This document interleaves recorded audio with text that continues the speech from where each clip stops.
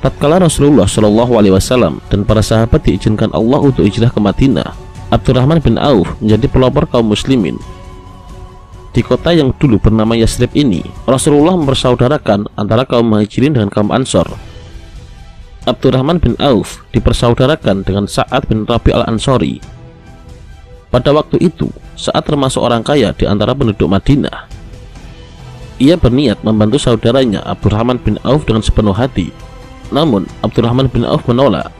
Ia hanya berkata, "Tunjukkanlah padaku di mana letak pasar di kota ini." Sa'ad kemudian menunjukkan padanya di mana letak pasar. Maka mulailah Abdurrahman bin Auf berniaga di sana. Assalamualaikum warahmatullahi wabarakatuh. Bagaimana kabar juara di kesempatan pagi hari ini?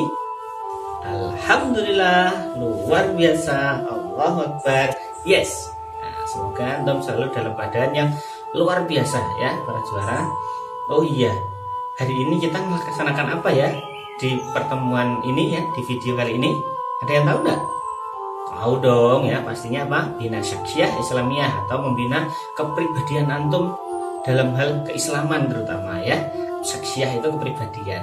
Nah, tadi sebelum Pak Eko muncul, kita sempat nonton video, sebuah cuplikan video kan? Ada yang masih ingat ya tadi itu menceritakan siapa kira-kira? Ya, ditulis di kolom komentar ya. Ya, betul. Yaitu siapa? Sahabat Abdurrahman bin Auf, seorang sahabat yang mendapat julukan si tangan emas. Jadi tangannya terbuat dari emas gitu ya? Bukan ya, tapi karena itu didapat dengan ini kecerdasan beliau atau kepiawaian beliau dalam berdagang. Nah, seperti ini nih. Kenapa kok kita harus berdagang ya? Karena salah satunya juga mencontoh Nabi. Kok bisa tahu? Iya, sama dengan yang di jingle atau di lagunya IMD kita yang kayak gini nih.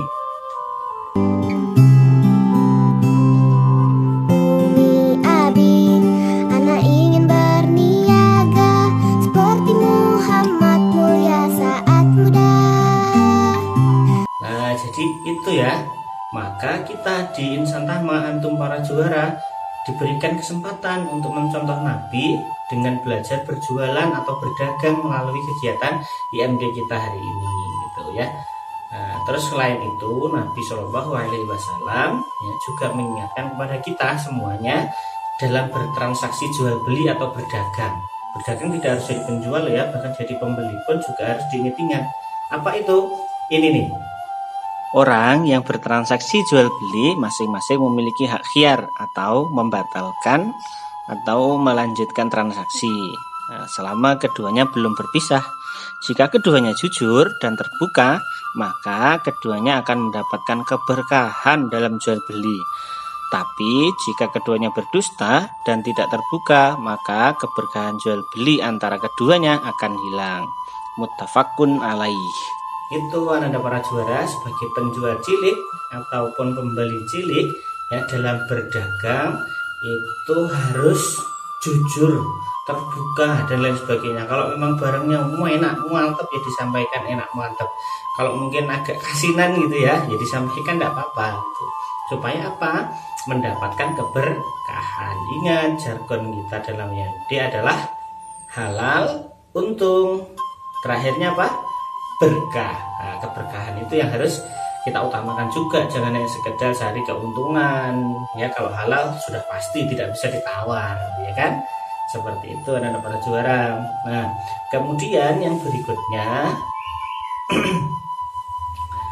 ada juga loh peringatan ya, walaupun Nabi kita mencontohkan transaksi jual beli ya kan, yang tuntas saja itu berarti berhubungan dengan apa kalau jual beli di pasar. Tapi ini tidak ada pasarnya Pak Eko ya. Sebenarnya dimanapun itu kalau terjadi transaksi jual beli itu bisa juga disebut pasar. Kalau kita di IMD ini kan selalu ada tuh kan ya, itu juga bisa disebut pasar di IMD sebenarnya gitu ya.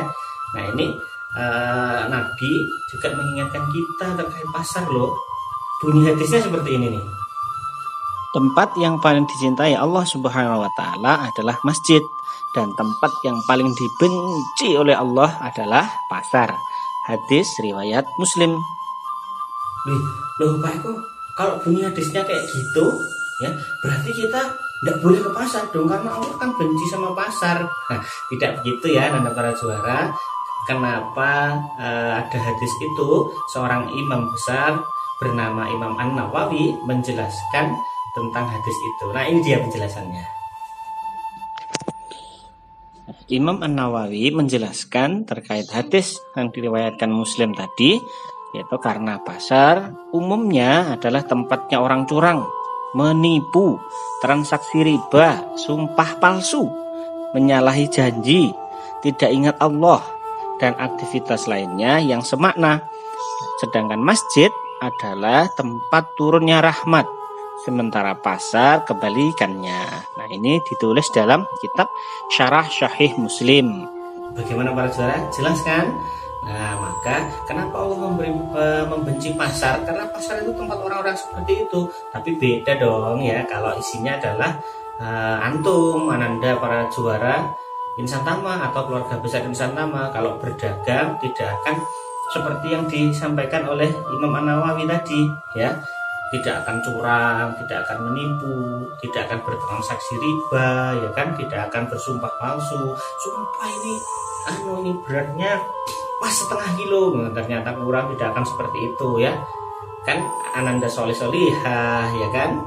Nah, jadi tidak mungkin seperti itu. Maka insya Allah pasarnya akan menjadi pasar yang penuh berkah juga. Gitu ya. Tapi biasanya walaupun bisa begitu, ada satu loh para saudara yang sering terlupa, yaitu apa? Lupa kepada Allah, tidak mengingat Allah, terlena dengan keasikan jual beli misalnya gitu ya. Dan kalau di antum yang harus Pak Eko ingatkan adalah terkait ini nih, apa namanya, lupa belajar. Karena banyak pembeli ya kan, asik nyiapkan dagangannya, lupa dia tidak belajar, atau jangan-jangan sampai lupa dia tidak sholat, tidak itu. Nah, ini yang berbahaya ya. Maka sebagai peringatan seperti tadi itu, kita boleh berdagang. Bahkan Nabi kita akan mencontohkan ya, seperti di jingle tadi itu, berdagang mulai saat muda seperti antum. Tapi harus tetap ingat semuanya untuk keberkahan, untuk agama kita. Maka jangan sampai kegiatan IMD ini melupakan tugas-tugas antum yang wajib lainnya ya. Seperti itu ya Anda para juara. Jadi ini BSI yang bisa Pak Eko sampaikan di kesempatan kali ini. Yuk kita sukseskan kegiatan IMD. Semoga nanti antum yang punya jiwa-jiwa pengusaha ya, nantinya menjadi seorang pengusaha yang sukses ya, pengusaha yang bermanfaat, tapi tidak lepas tentu saja dari keberkahan. Nah, untuk bisa berkah bagaimana? Harus jadi pengusaha yang berdasarkan Islam. Itu ya Anda para juara. Pak Eko akhiri, ihdinas siratal mustaqim. Wassalamualaikum warahmatullahi wabarakatuh.